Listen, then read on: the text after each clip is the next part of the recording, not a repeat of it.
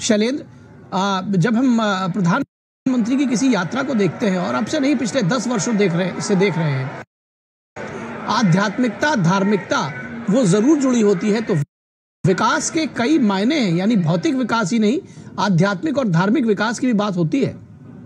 देखिए निखिल, जब प्रधानमंत्री नरेंद्र मोदी भारत के विकास यात्रा की बात करते हैं, हम जानते हैं कि भारत की अर्थव्यवस्था इस वक्त दुनिया की सबसे तेजी से आगे बढ़ती हुई अर्थव्यवस्था है। और न केवल हम आर्थिक तौर पर देखें, बुनियादी ढांचा जो हमने देखा बदलाव देखने को मिल रहा है, एक ऐतिहासिक, चाहे वो पुलों का निर्माण हो या फिर रेलवे नेटवर्क का विस्तार हो, वहीं दूसरी तरफ हम देख रहे हैं कि जो एक आध्यात्मिक विकास की यात्रा है वो दिखाई देती है।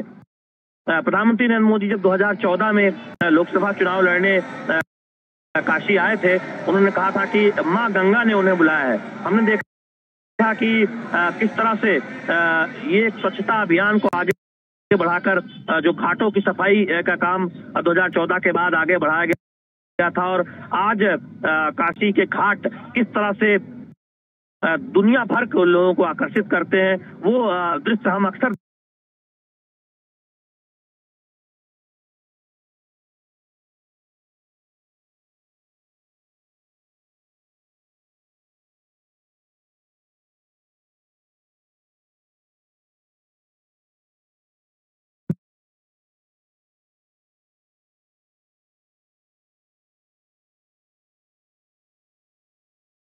देखते हैं। और आज अब इस वक्त आप तस्वीरों में देख रहे हैं, प्रधानमंत्री नरेंद्र मोदी इस वक्त काशी विश्वनाथ धाम परिसर में पहुंचे हुए हैं। और ये देखें, इसका जब एक तरह से देखें कायाकल्प हुआ था तो वो तस्वीरें सबने देखी थी। आज आप कितने आसानी से गंगा नदी में स्नान करके आप काशी विश्वनाथ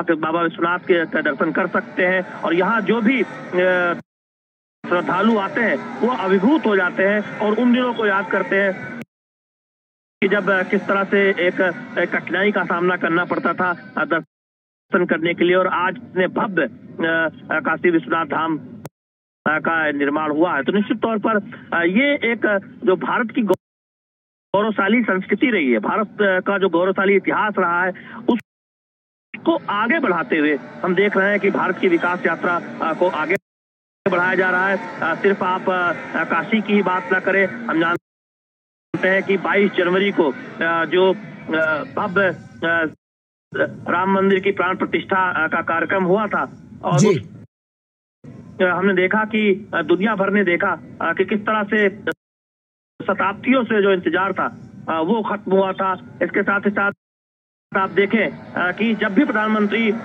किसी राज्य के दौरे पर जाते हैं, जितना संभव हो सकता है वहाँ की जो सांस्कृतिक विरासत हो, वहाँ की जो आध्यात्मिक विरासत हो, वो उस पर बिल्कुल। शैलेंद्र, काशी तो उनका संसदीय क्षेत्र है। जब काशी उनका संसदीय क्षेत्र है तो ये फोकस जो काशी पे है वो विशेष रहने की बात बहुत वाजिब है। और काशी भी अपने आप में अनोखी है, अद्भुत है, भगवान शिव शंकर की नगरी है, सबसे प्राचीन नगरी है, तमाम संस्कृतियों का कहते हैं कि यहाँ मिलन होता है।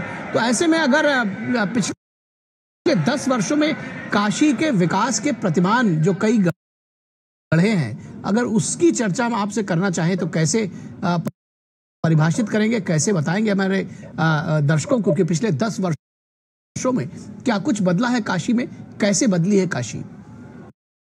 निखिल, देखिए, काशी के विकास को अगर देखें तो भारत का विकास किस तरह से आगे बढ़ रहा है उसकी एक मिसाल काशी में दिखाई देती है, जहां विकास में सभी को साथ लेकर चलकर आगे बढ़ा जा रहा है और अंतिम पायदान पर खड़े व्यक्ति की चिंता की जा रही है। काशी के बुनकर हो, किस तरह से उनको बड़ा बाजार मिले, किस तरह से काशी के जो खिलौने बनाने वाले लोग हों, लकड़ी के खिलौने यहाँ बनते हैं, उनको बड़ा बाजार मिले, यहाँ के जो स्थानीय कलाकार हैं, दस्तकार हैं, उनको पहचान मिले, उसके लिए काम हुआ है। उसके साथ ही साथ आर्थिक जो बुनियादी ढांचा है उसका एक पूरा कायाकल्प आप काशी जो दुनिया की सबसे पुरातन नगरी है वहां पर देखते हैं। सड़कें चौड़ी हुई है, जो भूमिगत केबल हुई है, हम बिजली के तार लटके पाते थे। घाटी आप घाटों पर जाएं तो आप देखें कि वहां पर साफ सफाई अब बहुत बेहतर हुई है। काशी के घाट आप पूरी तरह से बदले नजर आते हैं।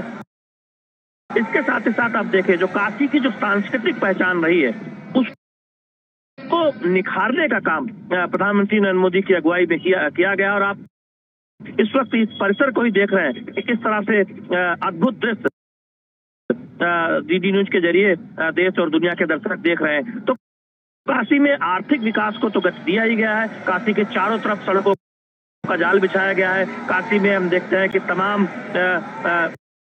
रेलवे नई गाड़ियों का की सौगात काशी की जनता को मिली है। आप काशी में देखें तो वहाँ परिवहन के साधन बेहतर हुए हैं। इसके साथ ही साथ काशी आने जाने के जो तमाम मार्ग है, वो सड़क मार्ग हो या रेल मार्ग हो या हवाई मार्ग हो, उसको बेहतर बनाने की शुरुआत हुई है। और काशी के आसपास के इलाके जो दर्शनीय स्थल है उनको वहां पर विकास किया गया है और वो इससे दिखता है। लेकिन इसके साथ ही साथ काशी में स्थानीय दस्तकारों और स्थानीय जो कलाकार हैं उनके विकास की तो चिंता की गई है। आप देखिए काशी से थोड़ी दूर पर जो सब्जी का उत्पादन का बहुत बड़ा केंद्र है, वहाँ किस तरह से जो काशी की सब्जियां हैं वो आज दुनिया में निर्यात की जा रही है। काशी से आम एपीडा के माध्यम से दुनिया में जा रहा है। तो काशी के मॉडल के जरिए भारत किस तरह से आगे बढ़। इस वक्त गर्भगृह में पहुंचकर पूजा करते हुए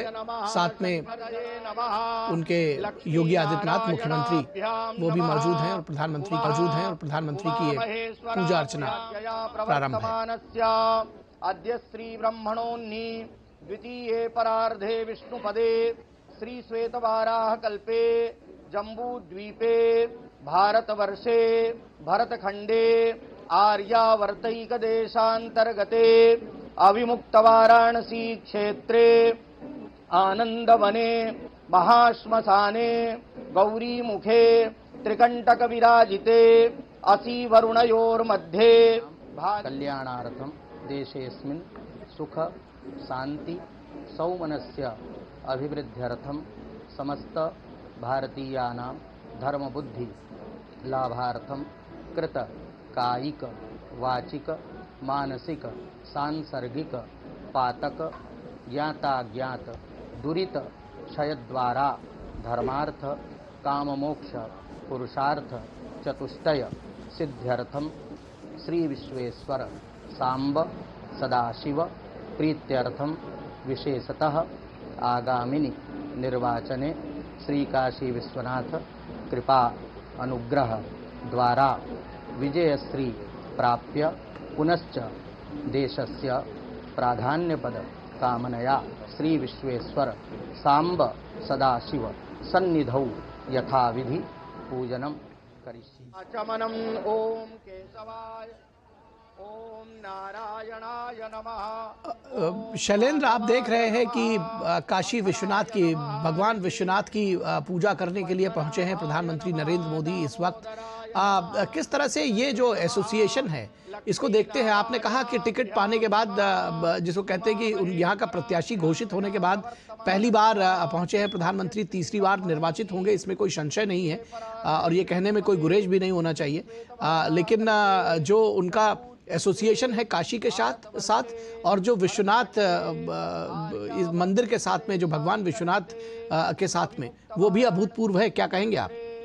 निखिल, प्रधानमंत्री नरेंद्र मोदी शिव भक्त है। हम सब जानते हैं कि प्रधानमंत्री नरेंद्र मोदी भरसक ये प्रयास करते हैं कि जहां संभव हो सके वो शिव मंदिरों में जाते हैं और अपने संसदीय क्षेत्र में जब भी वो आते हैं अक्सर ये कोशिश करते हैं कि बाबा विश्वनाथ के दर्शन करें। और खास तौर पर जब शिवरात्रि, हम जानते हैं कि शिवरात्रि के ठीक बाद प्रधानमंत्री नरेंद्र मोदी अपने संसदीय क्षेत्र में पहुंचे हैं और आप देख रहे हैं कि बाबा विश्वनाथ के दर्शन और पूजा अर्चना कर रहे हैं। तो निश्चित तौर पर काशी की जो सांस्कृतिक पहचान है, बाबा भोले की जो नगरी है, और जब भी यहाँ पर किसी का अभिनंदन किया जाता है, हर हर महादेव के नारे लगते हैं, तो निश्चित तौर पर प्रधानमंत्री नरेंद्र मोदी एक शिव भक्त के तौर पर हम देखते हैं कि अक्सर आप दुनिया देखती है तस्वीरों में जब वो शिव के भगवान बाबा भोले के दर्शन और उनके पूजन अर्चन करते दिखाई देते हैं। तो निश्चित तौर पर एक बहुत बड़ा मौका इसलिए भी है कि प्रधानमंत्री नरेंद्र मोदी लोकसभा उम्मीदवार के तौर पर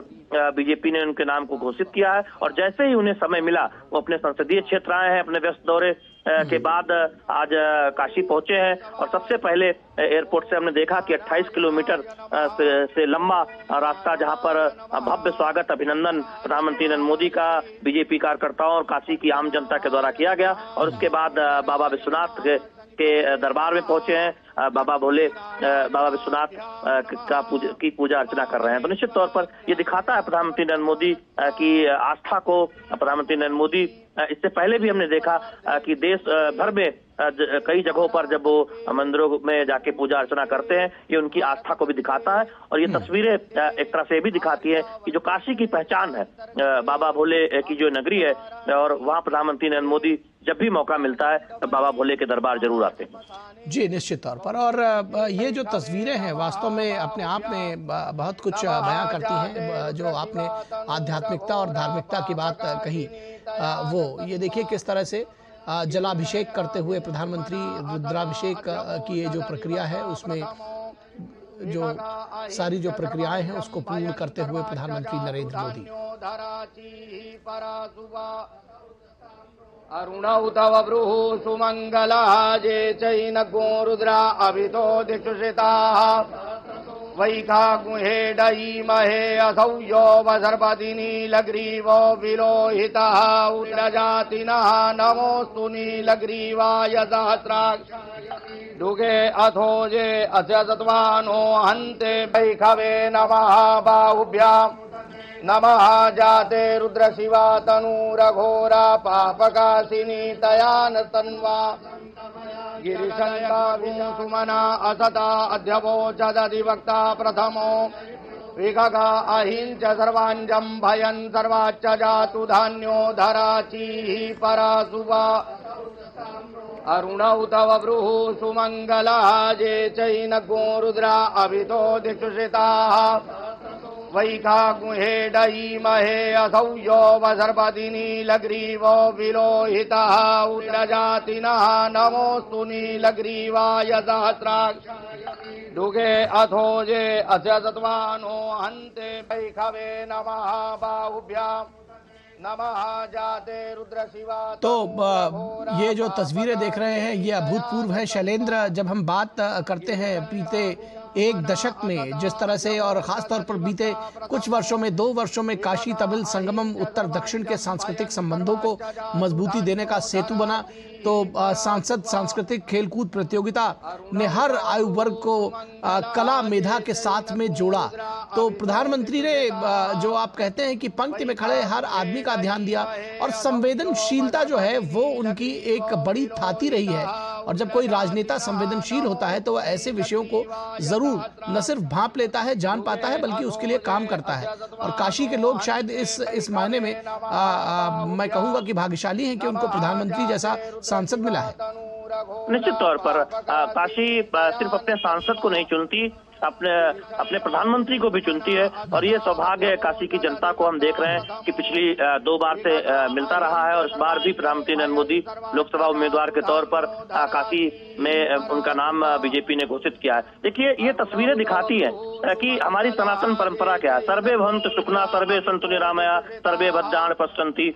ये दिखाता है कि हम दुनिया के कल्याण की चिंता करते हैं। प्रधानमंत्री नरेंद्र मोदी अक्सर कहते हैं कि सबका विकास होना चाहिए, सबका प्रयास होना चाहिए, सबको साथ लेकर सबका विकास होना चाहिए। तो निश्चित तौर पर हमारी सनातन परंपरा भी ये कहती है कि सभी का कल्याण हो। तो भारत की ये परंपरा हमेशा रही है जो सभी के कल्याण की कामना करती है और प्रधानमंत्री नरेंद्र मोदी एक सेवक के तौर पर लगातार इस बात को कहते हैं कि समाज के वंचित व्यक्ति की चिंता सरकार करती है। तमाम उन योजनाओं के जरिए हम देख रहे हैं कि आज उनके हाथों को मजबूत करने का काम किया गया। थोड़ी देर के लिए मैं रोकना चाहूंगा। ये जो इस वक्त जलाभिषेक हो रहा है, ये हमारे दर्शक इसको देख सके।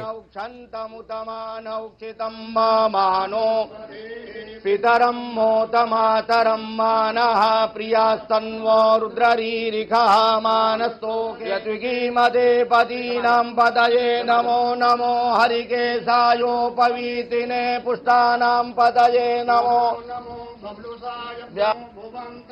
वारिवकिदायौखदीनां पदये नमो नमो मन्त्रिणे वाणिजाय कक्षाणां पदये चैर्घोषाया क्रन्दयते पतीनां पदये नमो नमः कृष्णाय तया धावते दिव्यादिन आव्यादिनीनां पदये नमो नमो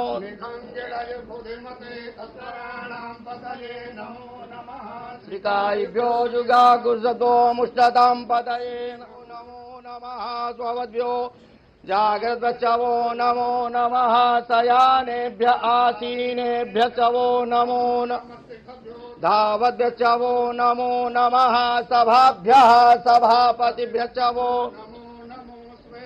स्वपतिभ्य चवो नमो नमो दिनेभ्यो विविध्यन्तिभ्य चवो नमो नमो गणाभ्य त्रिगु नमो नमो गणेभ्यो गणपतिभ्य चवो नमो नमो व्रातेभ्यो व्रातपतिभ्य चवो नमो नमो गृसेभ्यो वो नमो नमो विरूपेभ्यो विश्वरूपेभ्य चवो नमः कर्पूरगौरं करुणावतारं संसारसारं भुजगेन्द्रहारं वसन्तं हृदयारविन्दे भवं भवानी सहितं नमामि कदलीगर्भसम्भूतं कर्पूरम् आरार्तिक्यमहं कुर्मे पश्य मे वरदो भव चन्द्रभस्ममङ्गलनीराजनं जलेन शीतलीकरणं पुष्पै देवाभिवन्दनं हस्ताभ्याम् आरार्तिक्यग्रहणं हस्तप्रक्षालनं मन्त्रपुष्पाञ्जलि करचरणकृतं वा कायजं कर्मजं वा श्रवणनयनजं वा मानसं वा विहितमविहितं वा सर्वमेतच्छमस्व जय जय करुणाब्धे श्रीमहादेव ओं तत्पुरुषाय विद्महे महादेवाय धीमहि तन्नो रुद्र चरणकमलेषु मन्त्रपुष्पाञ्जलिं पयामि नमस्करोमि दीर्घायुस्तावो खादे खानीता जस्मै चत्वा सद्वचवो नमो नमः स्ववद्भ्यो जागृतचवो नमो नमः शयानेभ्य आसीनेभ्य चवो नमो धावद्भ्य चवो नमो नमः सभाभ्यः सभापतिभ्य चवो स्वपतिभ्य चवो नमो नमो दिनेभ्यो विविध्यन्तिभ्य चवो नमो नमो गणाभ्य त्रिगु नमो नमो गणेभ्यो गणपतिभ्य चवो नमो नमो व्रातेभ्यो व्रातपतिभ्य चवो नमो नमो गृसेभ्यो वो नमो नमो विरूपेभ्यो विश्वरूपेभ्य चवो नमः कर्पूरगौरं करुणावतारं संसारसारं भुजगेन्द्रहारं वसन्तं हृदयारविन्दे भवं भवानी सहितं नमामि कदलीगर्भसम्भूतं कर्पूरम् आरार्तिक्यमहं कुर्मे पश्य मे वरदो भव चन्द्रभस्ममङ्गलनीराजनं जलेन शीतलीकरणं पुष्पै देवाभिवन्दनं हस्ताभ्याम् आरार्तिक्यग्रहणं हस्तप्रक्षालनं मन्त्रपुष्पाञ्जलि करचरणकृतं वा कायजं कर्मजं वा श्रवणनयनजं वा मानसं वा विहितमविहितं वा सर्वमेतच्छमस्व जय जय करुणाब्धे श्रीमहादेव ओं तत्पुरुषाय विद्महे महादेवाय धीमहि तन्नो रुद्र चरणकमलेषु मन्त्रपुष्पाञ्जलिं पयामि नमस्करोमि दीर्घायुस्तावो खादे खानीता जस्मै चत्वा सद्वचवो नमो नमः स्ववद्भ्यो जाग्रद् वो नमो नमः शयानेभ्य आसीनेभ्य च वो नमो धावद्भ्य च वो नमो नमः सभाभ्यः सभापतिभ्य च वो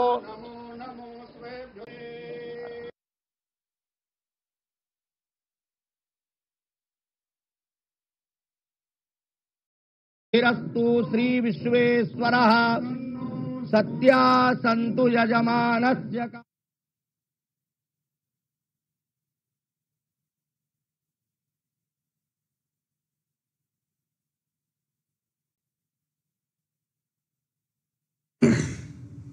देहि जयं देहि यशो देहि द्विषो। तो प्रधानमंत्री नरेंद्र मोदी जो विविध तरह से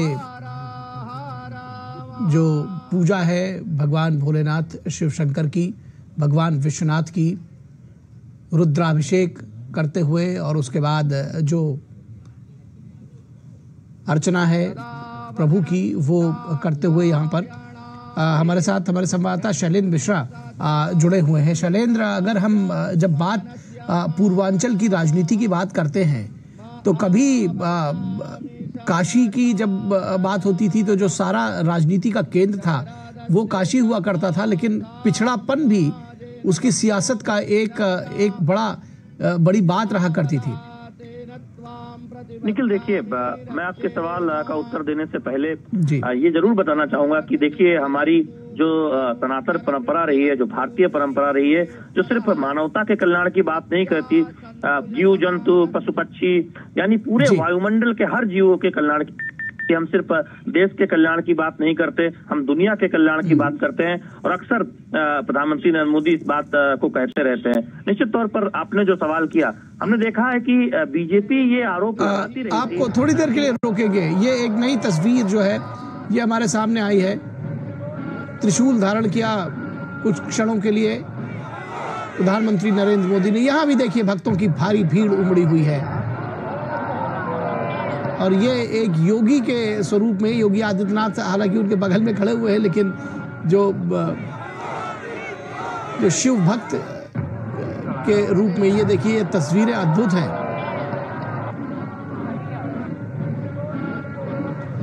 प्रधानमंत्री पूजा अर्चना करने के बाद भगवान विश्वनाथ की, और यहाँ पर देखिए जो भक्त जुटे हुए थे वो भी मोदी मोदी के नारे से ये पूरा जो वातावरण है काशी विश्वनाथ का ये गुंजायमान हो उठा है।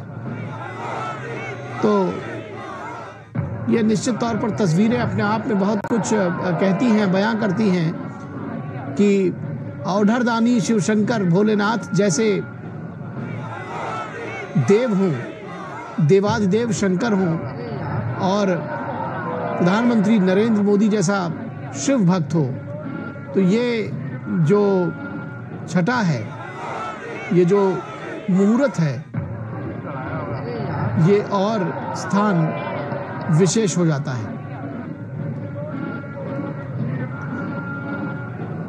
और यहाँ भी जो भक्त हैं वो बड़ी संख्या में जुटे हुए हैं, जुड़े हुए हैं। हमारे साथ हमारे संवाददाता शैलेंद्र मिश्रा हमारे साथ जुड़े हुए थे। शैलेंद्र, आप सर्वे भवन्तु सुखिनः सर्वे सन्तु निरामया सर्वे भद्राणि पश्यन्तु माँ कश्चित् दुर्भाग् भवेत्, किस तरह से सभी सुखी हो, सभी निरोगी हो, ये जो भारतीय संस्कृति है, जो परंपरा है, उसकी बात कर रहे थे, उसका जिक्र कर रहे थे। जी देखिए निखिल, प्रधानमंत्री नरेंद्र मोदी आप इन तस्वीरों में देख रहे हैं और चारों तरफ आप जो यहाँ भक्तगण आए हुए हैं, जो श्रद्धालु आए हैं, वो मोदी मोदी के नारे लगा रहे हैं। और हम सब जानते हैं कि जब भगवान शिव की बात होती है, शिव सबके हैं, वो सभी की चिंता करते हैं। भगवान शिव के बारे में कहा जाता है कि जब जो उनके शरण में जाता है वो उसका जो कष्ट है वो निवारण करते हैं। और प्रधानमंत्री नरेंद्र मोदी की सरकार की सोच भी यही है कि करता करे सो कर सके, करता करे न कर सके, शिव करे सो होए, और 3 लोक नवखंड में शिव से बड़ा न कोई। तो शिव की महिमा तो अपरंपार है, उनकी चर्चा करेंगे अगर आज हम, तो शायद ये कार्यक्रम हमको बढ़ाना पड़ेगा शैलेंद्र। लेकिन शिव के साथ में जो प्रधानमंत्री नरेंद्र मोदी का एसोसिएशन है और जिस तरह से काशी की जनता उसको लेती है, हम इस पर चर्चा कर रहे हैं। निखिल, वही बात मैं कह रहा था कि एक शिव भक्त के तौर पर प्रधानमंत्री नरेंद्र मोदी की अगुवाई में जो केंद्र सरकार है वो देखिए वो सबकी चिंता करती है। तमाम 2014 के बाद आप उन योजनाओं को देखें कि किस तरह से वंचित तबके को एक सहारा दिया गया है। आज हम देखते हैं कि दुनिया की सबसे बड़ी हेल्थ योजना भारत में चल रही है, जिसमें आप 50 करोड़ से अधिक लोगों को आप देखते हैं कि एक हेल्थ कवर मिला है, जिसमें वो अपने इलाज की चिंता उन्हें नहीं करनी पड़ती। आज 80 करोड़ से ज्यादा लोगों को मुफ्त राशन कोरोना के बाद से दिया जा रहा है और दुनिया अचंभित है कि प्रधानमंत्री नरेंद्र मोदी की अगुवाई में भारत ने इतने वर्षों से इस सफलतापूर्वक इस योजना को न केवल क्रियान्वित किया है बल्कि जमीनी स्तर पर सुनिश्चित किया है कि वो एक शानदार योजना के तौर पर लोगों को राहत के तौर पर काम आए और उसे 5 वर्ष और आगे बढ़ाने का फैसला किया गया है। इसके साथ ही आप देखें कि प्रत्यक्ष लाभ अंतरण के जरिए सीधे खाते में पैसा, चाहे वो किसान सम्मान निधि हो या फिर मनरेगा का पैसा हो या तमाम पेंशन योजनाएं हो या लाभार्थी योजनाएं हो, उनका पैसा खाते में पहुंच रहा है। इसे पारदर्शिता की एक मिसाल के तौर पर दुनिया देख रही है। डिजिटल इकोनॉमी आप देखें कि डिजिटल क्रांति जो भारत ने 2014 के बाद देखी है, ये अभूतपूर्व है। दुनिया के विकसित देश भी हमसे सीख रहे हैं कि भारत ने किस तरह से यूपीआई और डिजिटल क्रांति की है। तो ये दिखाता है कि प्रधानमंत्री नरेंद्र मोदी की अगुवाई में किस तरह से सामाजिक कल्याण की योजनाओं पर काम हुआ है। जिस महिला सशक्तिकरण की बात होती है, महिला दिवस कल ही था, हमने देखा कि प्रधानमंत्री ने 300 रुपए की जो राहत उज्ज्वला गैस कनेक्शनधारियों को सब्सिडी के तौर पर दी जाती थी, 100 रुपये कटौती सभी एलपीजी जो रसोई उपभोक्ता है उनके लिए की है, महिलाओं को एक राहत दी है। लेकिन महिलाओं को किस तरह से सशक्त बनाया गया है उसकी मिसाल बीते 70 वर्षों में नहीं मिलती, जो प्रधानमंत्री नरेंद्र मोदी के अगुवाई में देखने को मिल रहा है। लखपति दीदी आप देख रहे हैं कि हर ग्रामीण स्तर पर महिलाओं को कितना मजबूत बनाया गया है। तमाम योजनाओं में मुद्रा जैसी योजना हो या स्टैंड अप जैसी योजना हो, महिलाओं को उनके एक तरह से देखें उनके सशक्तिकरण पर इन योजनाओं के जरिए बहुत ध्यान दिया गया है। एक क्रांतिकारी बदलाव, आप बेटी बचाओ बेटी पढ़ाओ अभियान देखते हैं, आपने देखा कि सैनिक स्कूलों में किस तरह से लड़कियों की भागीदारी सुनिश्चित हो, उसमें एडमिशन में छूट दी गई, उसमें अनुमति दी गई। इस तरह के तमाम कदम उठाए गए हैं जिससे आधी आबादी को एक समर्थन मिलता है, उनको मजबूती मिलती है, उनके सशक्तिकरण को बढ़ावा मिलता है। दूसरी तरफ कोरोना की चुनौतियों से सफलतापूर्वक निपटते हुए दुनिया को भारत ने दिखाया है कि प्रधानमंत्री नरेंद्र मोदी की अगुवाई में किस तरह से उच्च ग्रोथ हासिल की जा सकती है। हमने देखा है कि बीते 2 क्वार्टर में आप देखें कि दुनिया के सबसे तेजी से विकास करते हुए देश के तौर पर भारत उभरा है और उम्मीद यही है दुनिया भर की जो जता रही है कि भारत और तेजी से आगे विकास करेगा और 2047 तक जो लक्ष्य है उससे पहले ही विकसित भारत का लक्ष्य हासिल हो सकता है। प्रधानमंत्री नरेंद्र मोदी की जो नीतियां हैं, एक शिव भक्त के तौर पर भी आप देखें कि वो समाज के अंतिम पायदान पर खड़े व्यक्ति की चिंता करते हैं। एक भारतीय परंपरा के एक वाहक के तौर पर भी देखें कि वो सबकी चिंता करते हैं, सभी के कल्याण की कामना करते हैं, सबके प्रयास के साथ सभी को आगे बढ़ाने की बात कहते हैं।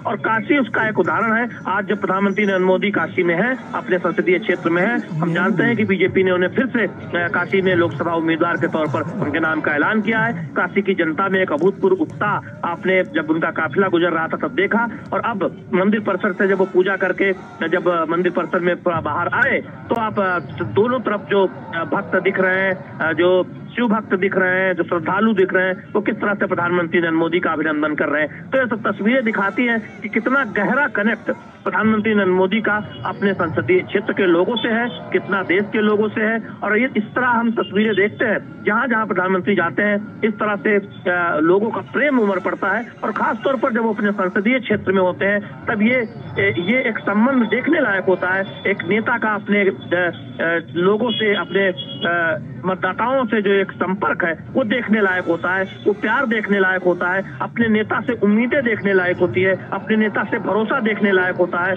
अपने नेता के प्रति विश्वास देखने लायक होता है कि जनता को लगता है कि देश सुरक्षित हाथों में है, जनता को लगता है कि देश एक ऐसे नेता के हाथों में है जो दुनिया की चिंता करता है और भारत को सबसे आगे ले जाने की चिंता करता है। और न सिर्फ चिंता करता है बल्कि ऐसी ऐसी योजनाओं के जरिए सफलतापूर्वक उसे आगे बढ़ाया जाता है कि आज भारत इतनी मजबूत स्थिति में खड़ा है कि दुनिया के तमाम देश इस बात को स्वीकार करते हैं कि प्रधानमंत्री नरेंद्र मोदी की अगुवाई में अभूतपूर्व अकल्पनीय बदलाव भारतीय अर्थव्यवस्था में दिखा है, भारतीयों के एक सोच में दिखा है, और वो परिलक्षित होता है तमाम योजनाओं में और लोगों की सोच में भी। तो निश्चित तौर पर हम इन तस्वीरों के माध्यम से देखते हैं कि किस तरह से प्रधानमंत्री नरेंद्र मोदी कनेक्ट करते हैं देशवासियों से, अपने संसदीय क्षेत्र की जनता से। और निश्चित तौर पर जब से उनके नाम का ऐलान फिर से हुआ है काशी में लोकसभा उम्मीदवारी के तौर पर, तब से हम देख रहे हैं कि काशी में एक विशेष तौर पर उत्साह है।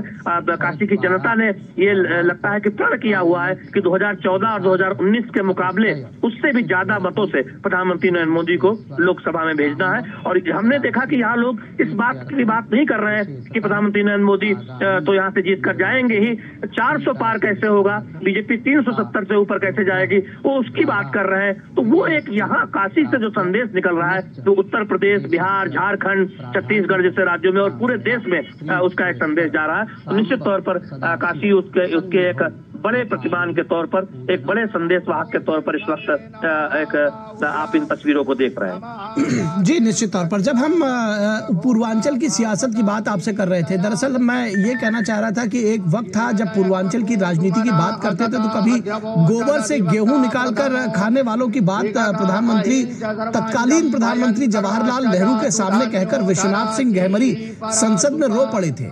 और आज जो ये रहा है, और उसके बाद दशकों तक जो पूर्वांचल की राजनीति, आप बेहतर जानते हैं कि उसका केंद्र काशी रही है, लेकिन उसके साथ ही यहाँ के पिछड़ापन जो होता था वो चुनावों के केंद्र में रहता था।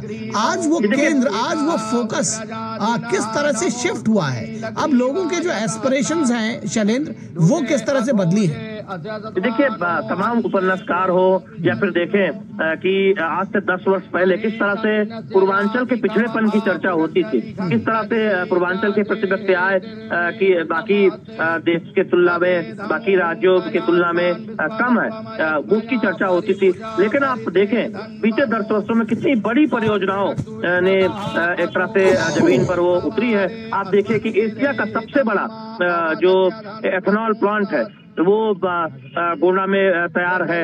आप ऊर्जा गंगा परियोजना इसी वाराणसी से गुजर रही है। तमाम बड़ी आधारभूत परियोजनाएं यहाँ से एक तरह से देखें पूर्वांचल की धरती पर उनको आप आगे बढ़ता हुआ देख रहे हैं।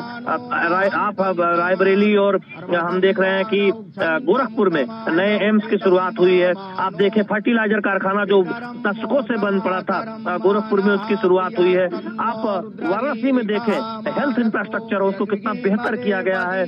बाकी बुनियादी ढांचे की तो हम बात करते ही हैं।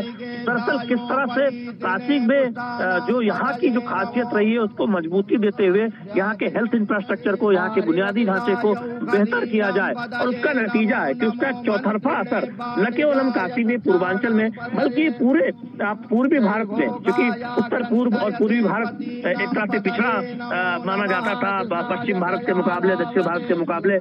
हमने देखा है कि वो एक रफ्तार दिखी है। आज नए नए हवाई अड्डे हो, उड़ान योजना के तहत हम देख रहे हैं कि तमाम हवाई पट्टी का विकास हुआ है। जो एक संपर्क का साधन है वो बेहतर हुआ है। उत्तर पूर्व में कई जगह पर रेलवे लाइन पहुंची है, कई जगह पर आप हवाई सफर आप कर सकते हैं। तो ये दिखाता है कि उत्तर पूर्व हो, पूर्वांचल हो, उत्तर भारत हो, जो इलाके पिछड़े थे, आकांक्षी जिले, बलरामपुर जैसे जिलों की, श्रावस्ती जैसे जिलों की बात करें तो वहां पर किस तरह से विशेष ध्यान देकर आकांक्षी जिलों में आगे बढ़ा गया है। नई रेलवे लाइन परियोजना पे काम हो रहा है। तो बिल्कुल इस बात का ध्यान दिया गया है कि देश का कोई इलाका विकास की यात्रा में पीछे न छूटे। और निश्चित तौर पर अब चर्चा पूर्वांचल में विकास की होती है, पूर्वांचल के तेज रफ्तार विकास की होती है, पूर्वांचल के पिछड़ेपन की नहीं। और निश्चित तौर पर आप राजनीतिक तौर पर देखें तो इसका फायदा भी हमने देखा है कि जब विधानसभा चुनाव हुए थे 14 के बाद 2019 का लोकसभा चुनाव भी देख लें, उसके बाद आप 2022 का उत्तर प्रदेश का विधानसभा चुनाव देख लें, तो जनता ने भी एक तरह से समर्थन देकर ये जताया है कि वो चाहती है कि पूर्वांचल के विकास की रफ्तार इसी तरह से तेज होती रहे। निखिल जी निश्चित तौर पर मैं दरअसल कह रहा था कि जो फोकस शिफ्ट हुआ है राजनीति के केंद्र बिंदु का पिछले 10 वर्षों में, उस विषय में कैसे देखते हैं आप? देखिए, फोकस अब विकास की चर्चा पर हुआ है। अब एक तरह से देखें तो जातीय समीकरणों की बात कम होती है। आप देखें जब आप पूर्वांचल में आए तो वहाँ कौन सी फैक्ट्री लग रही है, कौन सी बड़ी परियोजनाओं पर काम हो रहा है, वो काम कितनी तेजी से हुआ, वो काम की रफ्तार कैसी है, इस पर चर्चा होती है। विपक्षी दल भी कोशिश करते हैं कि किसी परियोजना के पूरी होने को लेकर या फिर उसकी रफ्तार को लेकर कुछ ऐसा खोजने का प्रयास करें कि जिससे सरकार पर सवाल उठाया जा सके। यानी पूरा विमर्श अब एक तरह से कहें कि विकास के इर्द गिर्द आकर ठहर गया है। और उसमें हम देख रहे हैं कि कई बार ये कोशिश होती है कि पूर्व सरकारों द्वारा क्यों बताने की कोशिश करते हैं कि उन्होंने भी ये काम किया था, लेकिन विकास की जो लकीर है वो प्रधानमंत्री नरेंद्र मोदी की अगुवाई में उत्तर प्रदेश में, पूर्वी भारत में, पूर्वांचल में इतनी बड़ी खींच दी गई है कि निश्चित तौर पर पूर्व की सरकारों का विकास की चर्चा कहीं नजर नहीं आती। और ऐसे में लोग इस बात को स्वीकार करते हैं कि प्रधानमंत्री नरेंद्र मोदी की अगुवाई में बीते 10 वर्षों में पूर्वांचल में, पूर्वी भारत में जो बदलाव दिखा है, जो विकास दिखा है, वो बीते 70 वर्षों में नहीं दिखा था। तो निश्चित तौर पर पूरा राजनीतिक विमर्श बदला है, लोगों के बीच विमर्श बदला है, लोग जो आम दिनों में बात करते हैं वो विमर्श बदला है। और यहाँ उससे एक कॉन्फिडेंस दिखता है यहाँ के युवाओं में, यहाँ के लोगों में। निखिल जी, निश्चित तौर पर एक कॉन्फिडेंस दिखा है, एक जो आपने कहा बदलाव है, जो विमर्श बदला है, उस विमर्श को बदलने में निश्चित तौर पर बीजेपी और प्रधानमंत्री नरेंद्र मोदी का केंद्र में सरकार और योगी आदित्यनाथ की उत्तर प्रदेश में सरकार, उसने इस विमर्श को बदला है। आपने जैसा कि कहा कि एक जो छोटी लकीर है उसको मिटाने की जरूरत नहीं है, बल्कि लकीर लंबी खींचने की जरूरत है। तो उस लंबी लकीर को खींचकर प्रधानमंत्री नरेंद्र मोदी ने और एनडीए ने, अगर साफ तौर पर देखा जाए तो उसने एक जो पूरा चुनावी विमर्श है उसको बदला है। अब यहाँ पर जो सियासत है वो बदली हुई है। निश्चित तौर पर ये जो तस्वीरें हैं वो अभूतपूर्व है। प्रधानमंत्री नरेंद्र मोदी पहुंचे हैं। ये तस्वीरें देखिए कि किस तरह से प्रधानमंत्री नरेंद्र मोदी जो है आम लोगों के बीच में पहुंचे हैं, भक्तों के बीच में पहुंचे हैं। और एक भक्त के तौर पर प्रधानमंत्री की जो उनका आध्यात्मिक